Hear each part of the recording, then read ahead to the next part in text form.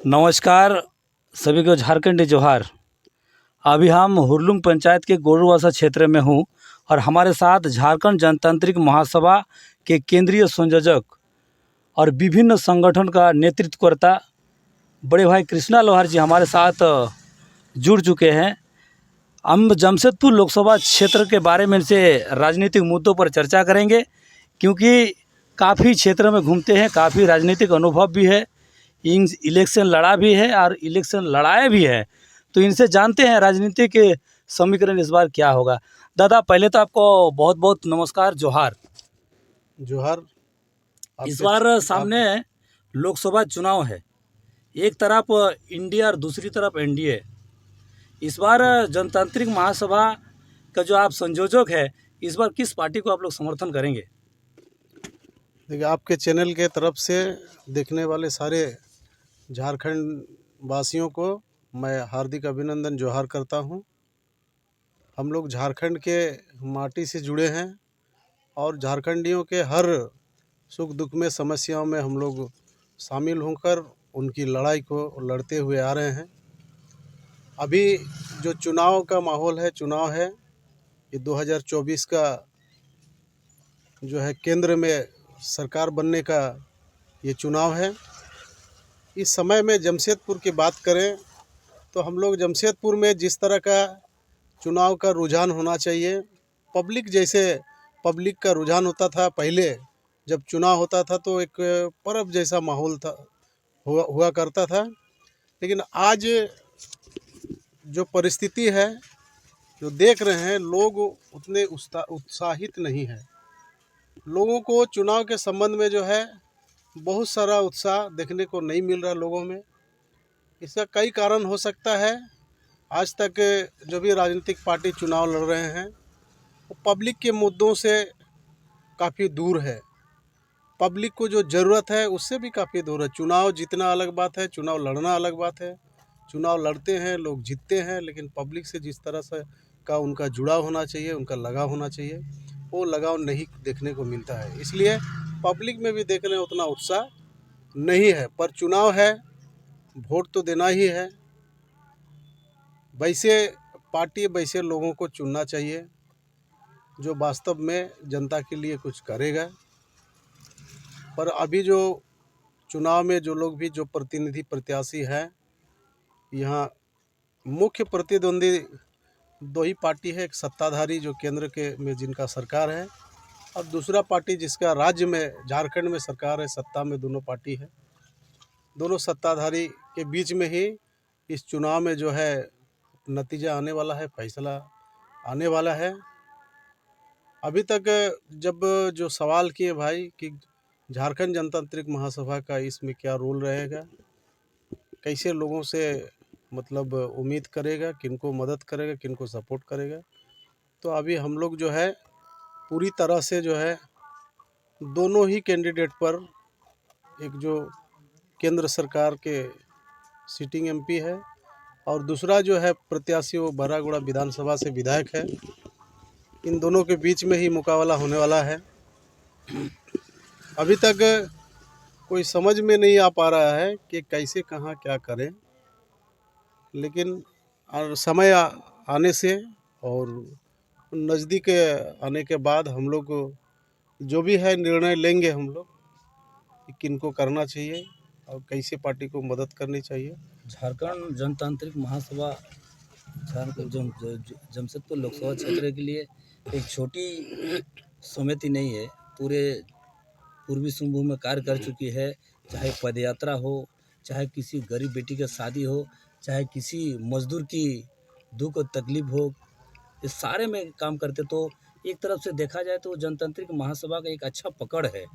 ये कुछ लोग इसमें उम्मीद रखते हैं कि इस संगठन को अगर हम लोग पकड़ते हैं तो कुछ ना कुछ हम लोग का वोट बैंक जो है वो हमारे तरफ वो आएगा ही, ऐसा लोगों का कहना है। झारखंड जनतांत्रिक महासभा जो है पिछले 2014 से शुरुआत से ही बहुत एक्टिवली काम किया है और वो पब्लिक के हर मुद्दे को उठाने का काम किया है।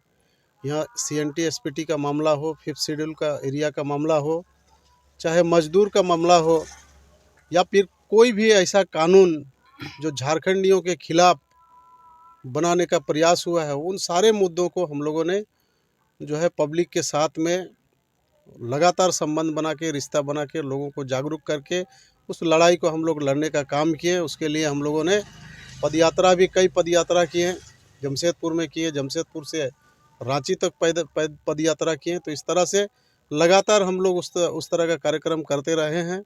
आज भी झारखंड सरकार ने एक कानून बनाया मजदूरों के लिए, झारखंडी मजदूरों के लिए, जो झारखंड के लोग हैं, जो झारखंड के मजदूर हैं, वैसे लोग का रिजर्वेशन के लिए एक कानून बनाया कि जो प्राइवेट सेक्टर है, प्राइवेट सेक्टर में 75% झारखंडियों को, यहाँ के स्थानीय जो लोग हैं उनको नौकरी मिले, और 75% एक कानून बना है।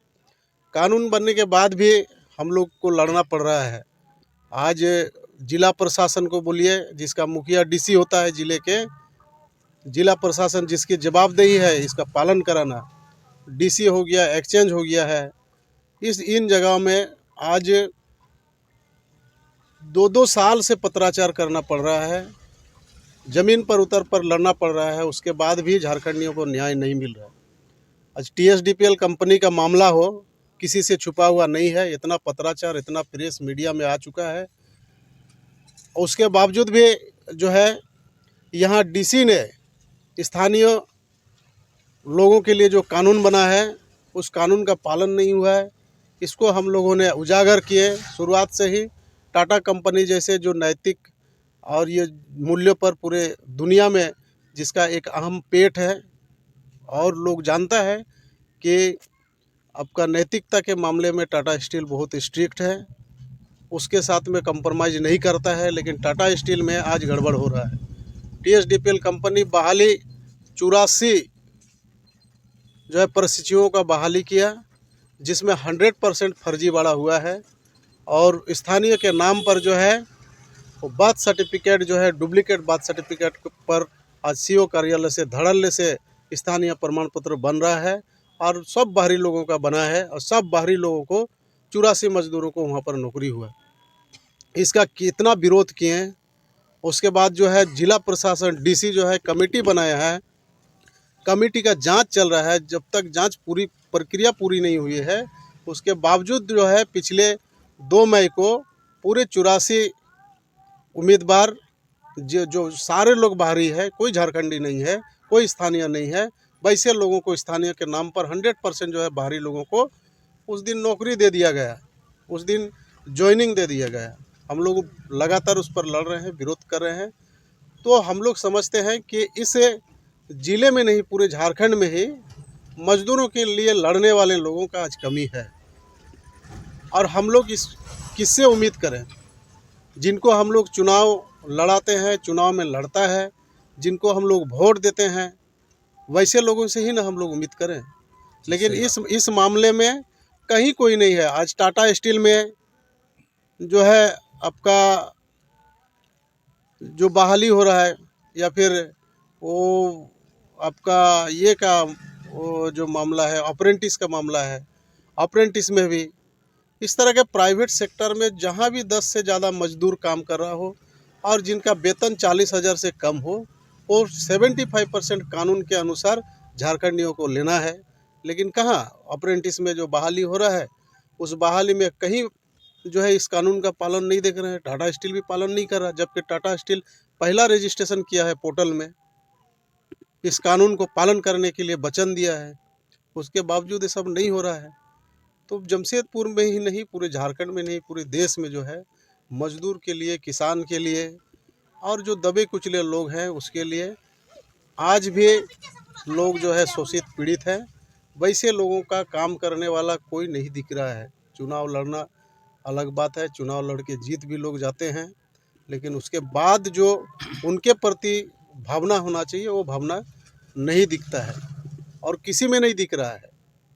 यहाँ के सिटिंग MLA हो बोलिए या फिर सांसद बोलिए, किसी में नहीं दिख रहा है। लड़ने भिड़ने और काम करने वाले लोगों पर अत्याचार भी हो रहा है, लोगों पर शोषण हो रहा है, लोगों को झूठे मुकदमे में फंसाया जा रहा है। ऐसे भी हम लोग देख रहे हैं। तो इसलिए इस चुनाव में असमंजस में हम लोग हैं। कौन पब्लिक के लिए होगा, उनके लिए काम करेगा, उनका जो है कैसे डेवलप हो हर तरह से उसके लिए काम करेगा। जो शिक्षा को प्राथमिकता दे, जो स्वास्थ्य को प्राथमिकता दे, जो मूलभूत ज़रूरत है पब्लिक के लिए, इस पर काम करने वाला कोई नहीं है। बीपीएल वाला जो अभी 25% रिजर्वेशन है बच्चों का स्कूल में एडमिशन लेने का, कोई स्थानीय बच्चे का नहीं हो रहा। जो लोग दलाल के पास में जाता है, जिनके पास पैसा है, जो एक्चुअली जो है वो बीपीएल का कैटेगरी में आता ही नहीं है, वैसे लोगों का सर्टिफिकेट बन रहा, इनकम सर्टिफिकेट 70,000 का, और उन लोगों का जो है स्कूल में एडमिशन हो रहा। तो जिसके लिए कानून बन रहा उसको उसका मतलब कोई बेनिफिट नहीं मिल रहा है। तो ये बहुत सारा मुद्दा है, बहुत सारा लड़ाई है। शिक्षा स्वास्थ्य तो अहम है मुद्दा, रोजगार बहुत बड़ा मुद्दा है। तो ये सब के लिए कानून बन रहा। यहाँ फिर अस्तित्व का भी सवाल है। यहाँ का जो आदिवासी मूलवासी है, उनकी अस्तित्व, उनकी सभ्यता, उनकी संस्कृति कैसे बचे, ये भी एक बहुत बड़ा लड़ाई है।